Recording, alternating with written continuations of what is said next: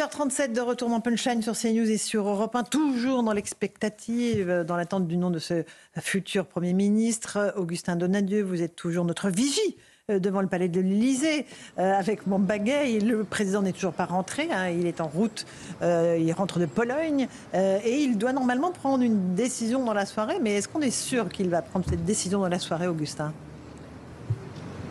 Eh bien, la réponse, ce sera tout à l'heure, Laurence, parce qu'ici, effectivement, à l'Élysée, Emmanuel Macron est attendu après 19h. Il devrait atterrir, vous l'avez dit, de son vol retour depuis Varsovie en Pologne, aux alentours de 19h ici à Paris. Et Emmanuel Macron, selon ce qu'il a promis aux chefs de parti, c'était mardi dernier, devrait nommer un Premier ministre. Ce soir, il leur avait promis de prendre une décision dans les prochaines 48 heures. Nous arrivons au terme de ces 48 heures. Cela fait maintenant plus d'une semaine que la censure a été votée, plus d'une semaine qu'Emmanuel Macron avait dit lors de son allocution vouloir prendre une décision rapide, nommer un chef de gouvernement très rapidement. Alors on a attendu l'inauguration de la cathédrale Notre-Dame et donc cette promesse faite mardi au chef de parti de nommer un Premier ministre dans les 48 heures. Mais comme je vous l'ai dit tout à l'heure, Emmanuel Macron est seul à décider de son emploi du temps. C'est d'ailleurs lui qui a décidé de rentrer précipitamment de la Pologne. Il devait cet après-midi visiter le musée de l'insurrection, mais la décision a été prise à la mi-journée de rentrer à Paris. Alors va-t-il annoncer le nom de son ou de sa prochaine première ministre dans les prochaines heures? Réponse à suivre sur CNews et sur Europe 1. Merci Augustin Donadieu, Bamba Gay. Je suis d'accord avec vous, mais le problème c'est que les promesses n'engagent que ceux qui les croient, Florian Tardif. Et on nous promet un Premier ministre, peut-être nous n'en aurons pas ce soir. Ah oui, surtout que moi j'étais avec le président de la République la semaine dernière en Arabie Saoudite et interrogé sur une censure potentielle, il nous expliquait qu'il se préparait déjà à une nomination rapide. Son entourage nous disait déjà qu'il souhaitait aller vite si Michel Barnier était censuré. On nous disait ça sera jeudi on nous disait ça sera vendredi on nous disait ça sera pas avant lundi. Vous comprenez, il y a la séquence Notre-Dame. Lundi on nous disait ça sera peut-être mercredi puisqu'il va recevoir les présidents de groupe et de partis au Sénat, à l'Assemblée nationale. Il leur a promis 48 heures. Le délai est passé. Le délai est passé. Non, mais là, alors Catherine Ney. Il va atterrir à 19h. Le temps d'arrivée de Villacoublay, 19h30. Bon, il arrive. Temps de se recoiffer, je ne sais pas quoi, mais il faut le temps de recevoir. Il faudrait un communiqué quand même avant 20h. Oui. Il n'y a pas d'allocution, il peut faire aussi non, mais est-ce qu'il va rater le 20h ou pas des jours c'est la vraie question. C'est la seule vraie question. Alors le 20h de Pascal Praud, bien sûr. Oui. Le 20h de Pascal Praud. Non, mais évidemment que la vraie question, c'est ça. Il rentre, est-ce qu'il aura décidé pendant son... Je crois qu'on raisonne de manière trop rationnelle. Oui, je pense. Il y a une part d'irrationalité qui nous échappe. Non, elle ne nous échappe plus maintenant à force. Il y a une dualité intérieure. C'est ça le problème, c'est qu'Emmanuel Macron n'est pas d'accord avec Emmanuel Macron. C'est ça le principal problème. Bon. C'est pour cela qu'on a ces différents noms qui sont totalement opposés en termes de stratégie politique. Roland Lescure n'a rien à voir avec Catherine Vautrin, qui n'a rien à voir avec Pierre Moscovici, qui n'a rien à voir avec François Bayrou. Ça ne devrait pas être possible qu'on hésite entre tous ces noms. Madame Ney, à la parole. Non, mais d'abord, le président, dans son allocution, de jeudi dernier, nous a donné une seule information, c'est qu'il voulait rester jusqu'à la fin de son mandat. Bon, voilà. Mais sans dissoudre. Bon, sans dissoudre. Non, il l'a pas dit. Il a dit qu'il voulait rester 33 pour agir. 33 pour agir. Et il y a un mot qui n'était pas dans un, c'est le mot dette. Ça n'existe pas. Donc la France, voilà. Bon. Alors, mais vous savez, il y a une autre décision aujourd'hui Pen, qui finalement a beaucoup plus d'importance pour la vie des Français, parce qu'effectivement, ça ne devrait pas exister, ça n'a pas grande importance de choisir l'un ou l'autre, parce que de toute façon, ils ne feront rien. La vraie décision importante, non mais au regard du contexte politique, c'est pas mépriser les gens en question. Personne ne peut rien faire dans la situation actuelle. La vraie décision importante d'aujourd'hui, c'est la Banque Centrale Européenne qui baisse les taux, parce que ça aura un impact sur l'économie française. C'est la Banque Centrale Européenne qui a commencé à intervenir pour éviter à la dette française de s'envoler. Ça nous protège. Et c'est une malédiction dans le même temps parce que nous sommes devenus addicts à l'argent magique et au fait qu'il y a toujours des solutions. Et tous ces responsables politiques-là s'adonnent aussi à leurs petites activités parce que précisément, ils ont l'impression qu'il y a une assurance vie derrière, sauf qu'elle ne tiendra que ce qu'elle tiendra. Non, de fait, il n'y avait plus de gouvernement pratiquement depuis le début de la campagne européenne, puisqu'on avait demandé, d'ailleurs les ministres ne pouvaient plus venir sur les plateaux, c'était la campagne, les européennes, et puis après, c'était la perspective des Jeux Olympiques, et puis il y a eu la dissolution au mois de juin. Ça veut dire que quand Michel Barnier a repris les choses, ça fait 3 mois, il a eu le temps de nommer quand même des ministres qui se sont déjà fait remarquer de l'opinion publique en ayant l'impression que dans leur secteur, ils étaient compétents. Il y a Bruno Retailleau. Alors, est-ce que l'arrivée de M. Lescure, si c'est lui, c'est compatible avec la poursuite de Retailleau qui est plébiscité par l'opinion? Il y a Mme Genevard qui commence avec les agriculteurs à faire ce que les autres ministres auraient dû faire, commencer à faire éliminer des normes. Et même les agriculteurs, la coordination rurale et la FNSA sont très contents. Il y a Madame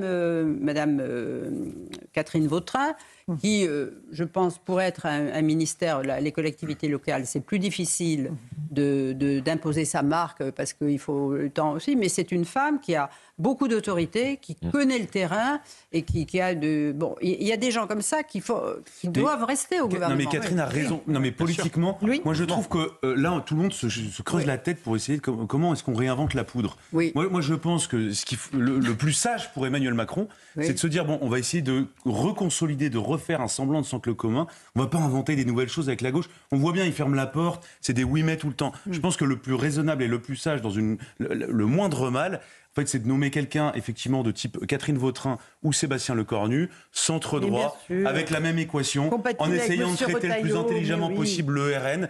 Et comme ça, vous laissez M. Portier, vous laissez Mme Vautrin, vous laissez Mme Genevard, vous laissez M. Retailleau.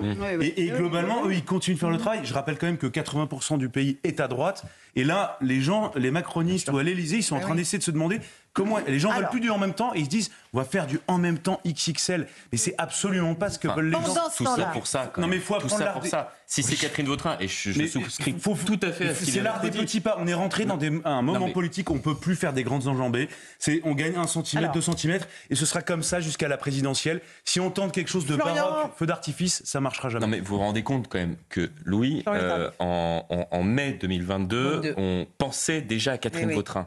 Il y a eu des tirs de barrage de très peu de députés, d'ailleurs, de l'aile gauche de la Macronie, contre Catherine Vautrin. Il a nommé Elisabeth Borne. Il y a eu les élections législatives. Certes, Emmanuel Macron perd la majorité absolue.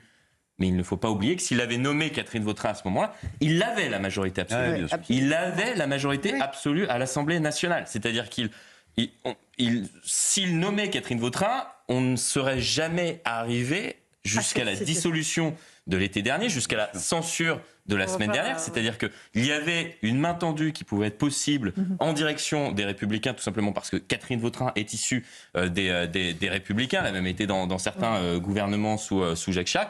Enfin, elle aurait très bien pu négocier avec ces derniers. C'est-à-dire que Emmanuel Macron, je ne sais pas pourquoi, à ce moment-là, et d'ailleurs on est nombreux analystes à se poser cette question-là, de ne pas avoir compris en juillet 2022 ce qui lui est passé par la tête pour renommer Elisabeth Borne, compte tenu du vote des électeurs. C'est à ce moment-là que l'erreur, c'est le péché originel de ce second quinquennat. Mais idem au mois de juin dernier, puisque avant les européennes et avant l'annonce de la dissolution, il semble bien que Mme Braun-Pivet et M. Larcher s'étaient mis d'accord avec les Républicains pour essayer d'organiser une coalition entre les élus macronistes et les Républicains. Et pour le coup, ils auraient eu une majorité à l'Assemblée nationale. Mais le président de la République en a décidé autrement pour des raisons qui lui appartiennent et que nous sommes trop bêtes, si ce nous appliqué en substance la semaine dernière, pour comprendre. Pour une clarification.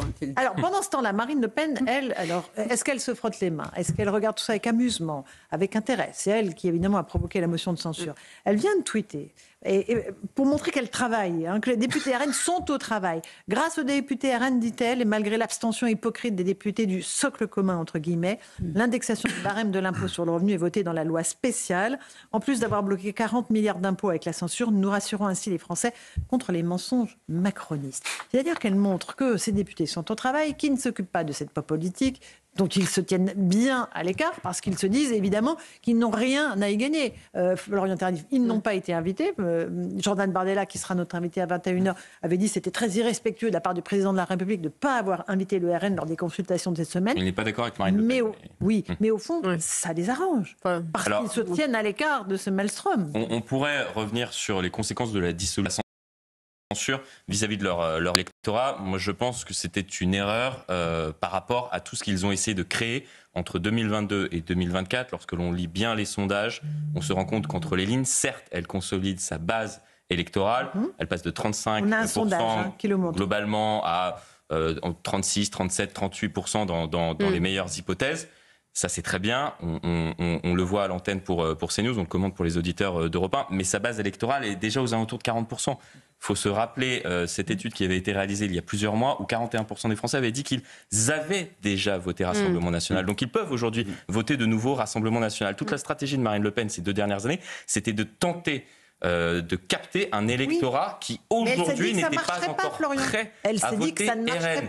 C'est-à-dire les chefs d'entreprise. Oui, mais c'était en train de marcher, si on regarde les sondages. Les chefs d'entreprise, les catégories supérieures, les gens qui ont des diplômes supérieurs, les personnes qui vivent dans les grandes métropoles. Et on voit que cet électorat-là s'effrite pour l'instant, entre septembre et décembre. En revanche, ce qui se passe depuis plusieurs jours, ces différents atermoiements, bien évidemment, le fait qu'elle est représentée compte tenu justement de cette réunion où le Rassemblement national n'était pas invité, comme la seule opposante à l'ensemble des autres partis politiques qui semblent magouiller, entre guillemets, entre eux. Donc ça l'arrange, Eugénie Bastier, tout ce qui se passe. C'est vrai, tout se passe comme si les législatives de juin dernier avaient été une sorte de révélation pour Marine Le Pen. C'est-à-dire qu'elle s'était rendue compte que, malgré tous les efforts qu'elle faisait de respectabilité, finalement, le Front républicain se mettait en place contre elle avec une certaine efficacité. Donc, dans sa tête, elle se dit, bon, à quoi ça sert de faire des efforts, de faire la stratégie de la cravate, d'aller plus loin dans la dédiabolisation, dans la respectabilité, dans le jeu des raisonnables. Je rappelle que dans son autobiographie, Jordan Bardella écrit noir sur blanc, en France, ce sont les raisonnables qui gagnent. Eh bien, là, elle se dit, finalement, ça ne marche pas, parce que quoi que je fasse, de toute façon, on me ramènera à Vichy, à Pétain, au Troisième Reich et compagnie. Et donc, je pense qu'elle fait une stratégie elle revient dans une stratégie populiste et en espérant peut-être ce second tour avec Jean-Luc Mélenchon ou une accélération du calendrier ou une forme de dégagisme. C'est-à-dire que effectivement, quand on voit la tambouille électorale, tout peut aller très vite. C'est vrai qu'il peut y avoir un dégoût. Et le réquisitoire des magistrats joue certainement. Mais en tout cas, c'est vrai qu'elle parie sur une forme d'accélération du temps politique, d'une fragmentation qui pourrait lui donner une chance. Un peu comme Jean-Luc Mélenchon d'ailleurs, qui espère lui-même une fragmentation. Mais c'est pour ça. Oui, mais c'est le deuil peut-être de la majorité. Mais bien sûr. Et la première personne qui s'est sentie menacée par cette stratégie, c'est Jean-Luc Mélenchon. D'ailleurs, on voit bien, en ce moment, qu'est-ce qu'il est en train de préparer? Il dit qu'il faut se préparer. Il recueille les parrainages. Il recueille ses parrainages pour la présidentielle. Donc on voit bien que, non mais ce qu'a compris Marine Le Pen, l'acte 1 qui est provoqué par Emmanuel Macron, c'est la dissolution. Et ensuite, il y a quelque chose de totalement disruptif qui se produit, où le système n'arrive plus à générer quelque chose de stable. Donc elle fait le pari d'être en dehors du système. Je pense qu'elle voit le succès de Donald Trump, elle voit le succès de Milei, elle voit le succès de Giorgia Meloni. Totalement. Et donc elle se dit maintenant, ce temps-là est terminé, donc il faut le faire à côté du système. Meloni a 30% des voix, mais elle fait des alliances. Bien sûr. Non mais après, c'est son pari, c'est de le faire à l'extérieur de tout. Peut pas faire d'alliance. Emmanuel Macron lui a fait un cadeau incroyable en ne l'invitant pas à l'Élysée. Et d'ailleurs, elle le dit. Emmanuel Macron m'a donné une médaille d'opposition. Elle dit j'en fais mon miel de son mépris. Exactement. Et donc maintenant, son pari, alors est-ce que ça se réalisera? J'en sais rien, mais c'est de se retrouver face à Jean-Luc Mélenchon et d'essayer de rassurer d'une certaine manière. Catherine Ney, votre analyse? Le problème de Madame Le Pen, moi, je ne pense pas qu'elle sera relaxée. Je pense qu'elle sera condamnée, sûrement à de l'inéligibilité. Tout le problème, c'est est-ce qu'il y a exécution provisoire ou pas? Est-ce qu'elle pourra faire appel ou pas? Si elle est candidate, peut-être que la situation actuelle où il y a des menaces de dissolution, si elle est renforcée, c'est-à-dire si elle peut se présenter vite, elle a peut-être avantage à ce que la présidentielle soit plus rapide, parce qu'elle l'a dit quand elle est venue à Europe l'autre soir, ou sur CNews, pardon, qu'elle voyait bien que le bloc central n'avait pas, les candidats du bloc central n'avaient pas le temps de monter dans les sondages et n'étaient pas prêts, et que ça se terminerait probablement dans un tête-à-tête, enfin dans un duo entre Mélenchon et elle. Et là, elle pense qu'elle gagnera. Elle pense qu'elle gagnera, et peut-être enfin. Mais c'est vrai que jusqu'ici, elle avait réussi une chose, c'est que l'alliance avec les droites ne se faisait pas. Elle a juste pu rallier Éric Ciotti. Mais la conduite qu'elle avait au Parlement, avec ces gens qui se tenaient bien, qui n'étaient pas vociférés, qui ne vociféraient pas, enfin voilà, vous avez compris, qui ne criaient pas tout le temps, qui ne faisaient pas du bruit, qui se tenaient bien, qui préparaient et qui avaient l'air d'obéir à un chef, qui n'était pas cette... et puis qui dans leurs interventions, montraient que, voilà, sans être cultivés, ou en tous les cas, ils ne montraient pas des signes de faiblesse, ni d'arrogance, ni de grossièreté comme de l'autre côté. Et c'est vrai que, justement, parce qu'elle a réussi à donner une respectabilité à son groupe, là, en décidant de dissoudre, sans qu'on la comprenne vraiment, et en pensant qu'elle était mue par des tas de choses qui étaient plus intimes que politiques, elle a perdu un peu, elle fait peur, et on dit dans le fond, les Le Pen, il y a toujours des moments d'explosion, et ouais, son père, il a ruiné sa carrière alors qu'il était en pleine ascension. Il avait 2 groupes, un au Parlement européen, un au Parlement français, avec 35 types d'ailleurs qui étaient des virtuoses dans l'imparfait du subjonctif, et qui tout d'un coup, à cause de sa déclaration sur le détail de l'histoire, qu'il a réitéré plusieurs fois, s'est ruiné et a vraiment abîmé sa famille. Donc je ne dis pas qu'elle jouera dans le même registre, mais que tout d'un coup, qu'elle passe de ce côté qui était une femme raisonnable, qui tenait à ce coup d'éclat qui est mauvais pour la France. Et d'ailleurs, vous voyez bien qu'il y a au moins 30 circonscriptions dans lesquelles les députés RN ont vu leur permanence souillée par les agriculteurs. Alors ça passera, c'est un épiphénomène, ça ne durera pas. Mais du coup, il y a une petite peur diffuse de gens de droite modérée qui auraient dit après tout on aurait pu voter pour elle, et on dit qu'un coup comme ça elle est capable sur un coup de tête de faire comme son père et de dire et faire n'importe quoi. D'autant qu'il n'y a pas, dans une élection, il n'y a pas que les gens qui votent pour vous. Il y a ceux qui ne se déplacent pas. Il y a ceux qui laissent l'élection se faire. C'est comme ça qu'il y a des vagues, en général, législatives après les présidentielles. C'est parce que ceux qui ont perdu à la présidentielle comprennent que l'esprit des institutions est de laisser faire le camp d'en face. Marine Le Pen, là, son problème, c'est n'a-t-elle pas finalement remobilisé des gens qui peut-être n'étaient pas prêts à voter pour elle, mais qui étaient prêts à laisser faire son élection. Et moi, je pense que Jean-Luc Mélenchon, comme Marine Le Pen, font un pari qui est assez risqué en considérant qu'ils sont nécessairement l'un face à l'autre. Parce que ça, c'est considérer la politique en statique. Oui, bien sûr. C'est imaginer que les Français ne réagiraient pas si les sondages leur disaient que le deuxième tour serait celui-là en 2022, quand vous regardez tous les autres candidats à la présidentielle. Madame Pécresse, Madame Hidalgo, Monsieur Roussel, Madame Tondelier, Monsieur Zemmour, tous ces gens-là étaient entre 2 et 5 points en dessous de leur socle naturel, ce qu'on a vu dans d'autres élections après, parce que les Françaises ont eu un réflexe de vote utile, les uns préférant aller directement vers Emmanuel Macron, les autres directement vers Jean-Luc Mélenchon, les autres directement vers Marine Le Pen. La question, c'est, y aura-t-il quelqu'un, effectivement, au barycentre du bloc central capable de... Moi, je pense que quand on est dans un pays où il y a 70% des Français qui reçoivent plus de l'État qu'ils n'y contribuent, l'aventure politique, c'est pas forcément pour demain, aussi longtemps qu'on s'est payé les transferts. Rappelez-vous, M. Jadot qui était candidat pour les Rappelez-vous, en 2017, entre 2017 et 2022, on avait dit que Marine Le Pen était cuite. On cherchait dans les médias, on se demandait qui allait émerger pour la remplacer. Tout le monde pensait qu'on n'allait pas pouvoir avoir un second tour Macron-Marine Le Pen, et c'est ce qui est arrivé mathématiquement. Moi, je crois effectivement que les grands équilibres sont là. Marine Le Pen représente, bon an, mal an, la catharsis populiste, en fait, qui n'est jamais arrivée en France. En France, on est un des rares pays européens à ne pas être passé par cette catharsis populiste. Là-dessus, un peu plus chic. oui, non, c'était le dernier feu du système. Et on voit mal aujourd'hui qui pourrait émerger à droite pour aller pour la concurrencer véritablement et récupérer notamment les classes populaires. Il y a quand même le bloc central. Ce que vous disiez vous-même, Eugénie, la question, c'est qu'il y a cette répartition et eux mis sur le fait que le troisième bloc ne peut pas être au deuxième tour. Moi, je vous dis. En tout cas, je trouve que dans cette période et dans cette année olympique, où on a eu des athlètes qui ont eu beaucoup de médailles, on a eu beaucoup de gagnants. Et malheureusement, personne n'a gagné. Aujourd'hui, on ne commande pas la démocratie. Tic-tac, Florian Tardif. Est-ce que le chronomètre qui s'est enclenché pour la nomination du Premier ministre est en train de vous donner le nord ou pas? Enfin, la boussole vous donnerait le nord ou pas du tout? Pour l'instant, on n'a aucune information. Aucune information. Écoutez, supplémentaire à donner, à part le fait qu'effectivement, le président de la République a dit il y a 48 heures, plus de 48 heures, qu'il souhaitait nommer quelqu'un dans les prochaines 48 heures.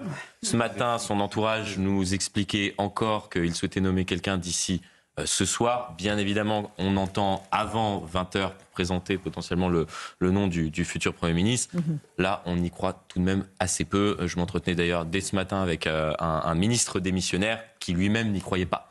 compte tenu de la psychologie du président de la République qui n'arrive jamais à trancher. Eh bien, jamais, écoutez, en tout cas, je donne rendez-vous à nos téléspectateurs à 21h. Nous recevrons Jordan Bartella avec Sonia Mabrouk. Nos amis d'Europe 1 ont rendez-vous tout de suite avec Pierre de Villeneuve pour Europe 1 Soir et juste après avec Christine Kelly pour Face à l'info. Merci de votre fidélité. Bonne soirée à vous.